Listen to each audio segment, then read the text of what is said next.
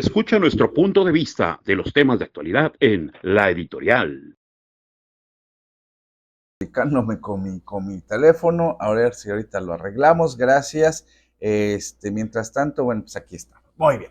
Oiga, pues miren, hoy, si bien es cierto, usted sabe que tenemos nuestro programa de lunes a viernes, pues el día de mañana no podemos estar al aire porque también tenemos algunas actividades que cubrir, pero no podemos dejar de lado el recordar y conmemorar 20 años del huracán Stan. Sí, un 4 de octubre, en ese tiempo era el martes negro como se le conoce, una fuerte lluvia pertinaz caía, ya estamos mi querido productor, gracias, lluvia caía en toda la región Soconusco, obviamente incluyendo Tapachula, y estas lluvias empezaron a crear pues una situación muy grave. Usted recordará calles inundadas. Y mire, se lo voy a comentar desde una crónica muy personal en la que estábamos todavía conectados con gente de comunicación social del gobierno del estado en ese entonces, donde era Pablo Salazar Meniguchía, que era gobernador en turno. Eric Sánchez Hernández era el titular de comunicación social aquí en el Soconusco, y recuerdo que nos alertaba a los medios de comunicación porque teníamos un noticiero o participábamos en un noticiero de lunes a viernes de 7 a 8 de la mañana en la XCKQ con mi compañera Eloisa Díaz, Ernesto López Quintero, Julio Martínez, y otros compañeros que ahorita se me van de la mente, pero recibía yo la noticia para efectos de que le diéramos a conocer a la población. Hay que recordar, antes no había redes sociales, si acaso había la LCQ, que ya muchas generaciones no saben ni qué es eso, pero se daba para que alertáramos de las lluvias que iban a existir, formándose un banco de nubes, pero no en el Pacífico, sino en el Atlántico. Y ese banco de nubes se estacionó por mucho tiempo, lo que provocó lluvias, lluvias, lluvias y más lluvias, que obviamente, pues de los cerros empezó a bajar el agua, el lodazal, los troncos, y se fueron obviamente a las líneas de agua que conocemos, los ríos. El río Cuatán, el Cahuacán, el río Texcuyuapan, riachuelitos que habíamos visto muchas veces secos, el Cuatancito, estaban ahí, el Clipillo, estaban ahí con mucha agua. Pero lo impresionante fue, y usted recordará, cómo es que se conectan muchas partes de Tapachula y de la región a través de puentes. Veíamos que muy temprana hora, sí, desde un día antes empezaba a llover. Nunca se imaginó la gente cuál era la magnitud de lluvia que iba a caer. Obviamente, Protección Civil, las autoridades estaban alertando, pero no se sabía qué cantidad de agua iba a caer. Y sí, efectivamente, el exceso de agua hizo que los ríos regresaran a sus cauces naturales. Así lucían los ríos en tiempos de antaño. En algún momento se fueron achicando o se fueron porque nunca se secaron, pero el hombre se fue metiendo a las orillas de los ríos, construyeron casas, inclusive colonias, y ahí vino la desgracia.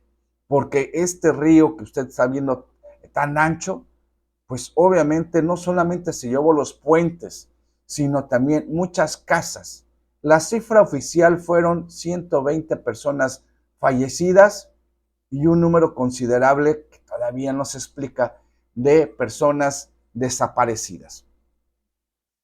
Hay que recordar que en este martes nosotros estábamos informando, mi compañera Eloisa Díaz estaba en cabina, a nosotros nos tocaba difundir la información, y le comento a usted que, híjole, era triste ver cómo de aquel lado, nosotros estábamos de este lado en el periférico, por decirlo de esta forma, y pues la gente que estaba de aquel lado, el río Cuatán, pues ya se había llevado el puente, el río se había llevado el puente, donde muchas de estas cajas de tráileres que estaban estacionadas, parecían, mire, barquitos de papel ante la fuerza del río. Muchos vehículos pasaban de largo. Y obviamente la gente tuvo que poner una cuerda, recuerdo muy bien, una cuerda para poder pasar. No era posible nadar. Entonces hicieron una especie de puente de cuerda para que la gente pasara. Llegó un momento y no los tocó ver, no me lo están, nadie me lo platicó, nos tocó ver que estar transmitiendo en radio, en el noticiero, hoy en la noticia se llamaba, recuerdo estar narrando cuando un papá se carga a una niña, ¿qué le gusta? 2 años, 3 años la niñita, no sé, y va pasando el papá porque no se podía, repito, no nadando, sino era ir colgado. Llegó un momento en que el papá, que no era tan grande de edad, pues perdió, se cansó. El nivel del río Coatán, que no es el de ahorita, sino era anchísimo porque se anchó por la cantidad de agua. Mire, se desprendió de la cuerda con todo y su nena. Nada más vimos que se sumergió, volvió a asomar la cabeza y se lo llevó la corriente. Esa imagen usted a mí no me la quita de la cabeza. Y con esto le quiero decir que así, narrando hechos, híjole, nos las pasamos muy mal como ciudadanos. Nos tocó reportar, pues, casas que se habían caído a la mitad. Nos tocó ver gente que de alguna manera estaba desesperada, no sabía qué estaba ocurriendo. Y el agua seguía y seguía. Estábamos en un momento crítico.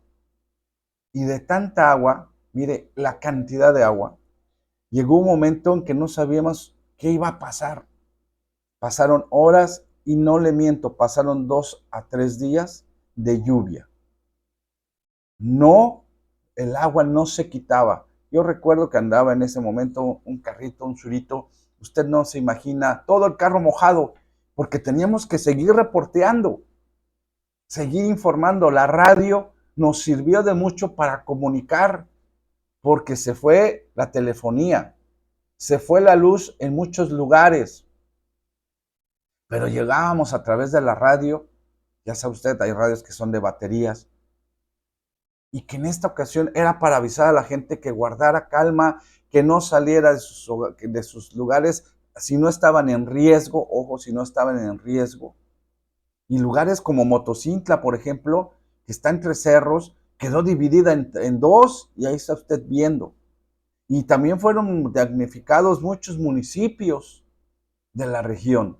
Pero regresando a Tapachula, créame que cuando por primera vez se asomó un rayito de sol, mire, mucha gente, y me consta, se hincó, dio gracias, lloró de felicidad, dijo, ya se acabó la lluvia. Pero la devastación de Stan fue tremenda. ¿A qué quiero llegar con todo esto? No quiero narrarle a usted una historia donde usted se ponga triste, pero sí tenemos que hacer conciencia. La fuerza de la naturaleza está presente en cualquier momento. Las estructuras que el ser humano pueda construir a veces se quedan cortas ante la magnitud de lo mismo. Y sí, el 4 de octubre se declaró como día de luto en la región por el huracán Stan. Año con año, usted recordará, se hacían algunas misas, se hacían pues algunas actividades alusivas a los fallecidos. ¿Qué vino después del Stan? Mire, quiero comentarle, hay cosas buenas y hay cosas malas. Dentro de lo negativo, pues fue mucha gente que se quedó sin casa, sin vivienda. Tuvieron que dormir en albergues improvisados algunos, en la extinta Feria Internacional de Tapachula, la FIT, donde ahora está Plaza Laya. Ahí sirvió de refugio. En ese momento eran albergues. El centro de convivencia, donde hoy hay una cancha de básquetbol muy bien diseñada.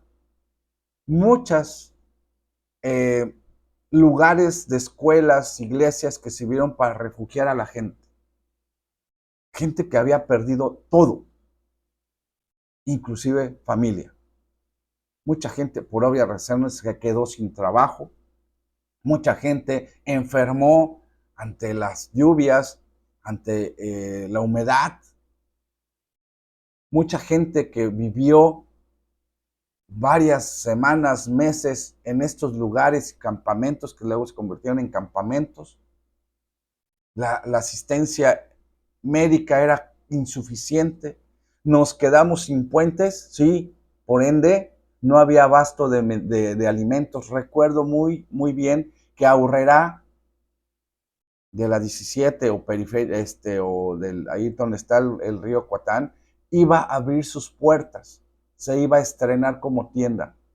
La buena voluntad de los integrantes de Aurrerá dijeron, todo lo que hay dentro, en alimentos, agua, medicamentos, toallas, que sea para la gente. Créame que hubo gente muy sensible a esto.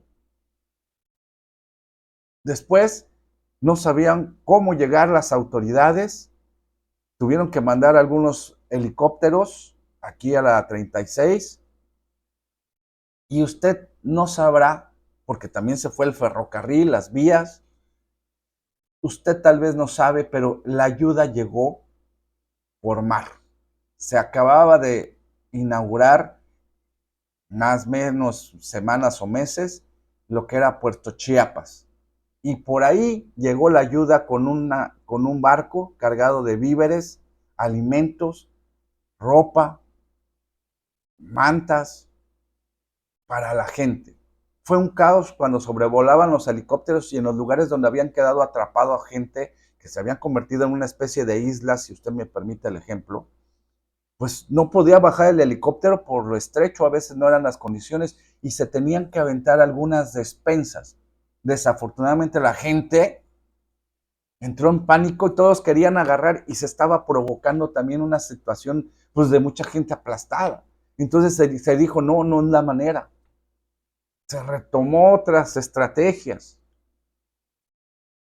Mucha gente, pues ya empezábamos en la era del internet, mandábamos nuestras notas como corresponsales y como medio de comunicación. Recuerdo mucho la casa de mi compañero y amigo Moisés Arriola Cristi, porque por su cercanía a la 36 zona naval no se quedaron sin luz ni internet, obviamente no línea telefónica, donde en muchos lugares no había luz, no había servicio de telefonía.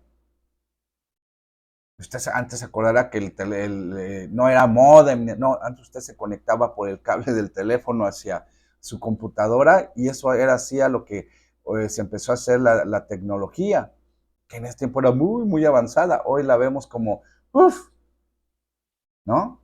Pero ¿sabe qué? Nos sirvió a los ciudadanos para darnos cuenta de la naturaleza, de que seguimos vivos, porque pues de alguna manera se tuvo mucha participación. Triste que fue que los gobiernos lucraron con esta desgracia. Muchos recursos no llegaron a donde tenían que haber llegado. Muchas familias no quedaron censadas, donde lo perdieron todo y nunca se les dio dinero. O los espacios. Usted recordará que se hicieron algunas colonias alusivas a este momento. Mucha ayuda humanitaria porque se solidarizó el pueblo de México con y el extranjero con el hecho del stand, pues mucha ropa nunca llegó. Recuerdo que mucha gente que iba a ayudar veía, esto se me queda a mí, luego la vendo, pero mucha gente, mire, que no tenía playera, no tenía camisa, yo puedo regalar esto. O sea, los contrastes de cómo piensa el ser humano. Hoy en día mucha gente sigue siendo damnificada del stand. Mucha gente sigue sintiendo ese martes negro en su momento del 4 de octubre del 2005. 20 años. 20 años y hoy precisamente queremos invitarle a usted a una conferencia, a un seminario institucional en la unidad Tapachula de Ciencia y Tecnología del Colegio de la Frontera Sur para que usted a través se llama Huracán Están 20 años después de la tragedia y va a ser disertada por el doctor Juan Francisco Barrera Gaitán, reconocido investigador, y será a las 13 horas del día 9 de octubre para que usted esté atento a esta conferencia. De verdad, las imágenes nos quedamos cortos, híjole, se encareció todo, no teníamos que comprar. Mucha gente decía, no, pues saca dinero del cajero. No servían los cajeros. Recuerdo que mi esposa estaba fuera de Tapachula por aspectos de trabajo con mi hijita, yo me quedé con mi hijo, eran niños todavía, y recuerdo que me decía, oye, llevo dinero. No, dije, no traigas dinero, si traes dinero, trae efectivo, pero si puedes traer cosas, mucho mejor. No teníamos más que avena, atolitos para preparar y arroz, que se hizo varias cosas, frijoles, porque toda la gente fue a comprar de pánico. Y créame, si usted y yo, las nuevas generaciones, no aprendemos o no aprendimos del stand, estamos fritos, porque seguimos invadiendo espacios que no corresponden, seguimos talando árboles, seguimos contaminando. Y tarde que temprano, la naturaleza está presente. No es una maldición, ni mucho menos, pero acuérdese que la naturaleza reclama sus espacios. Y entonces, sepamos vivir con este tipo de recuerdos, que no para todos son buenos, pero que tengamos que aprender de los mismos. Ahí se lo dejo, 9 de la mañana con 26 minutos, me extendí, discúlpenme, pero están 20 años después y no aprendemos. Vámonos al estado del tiempo.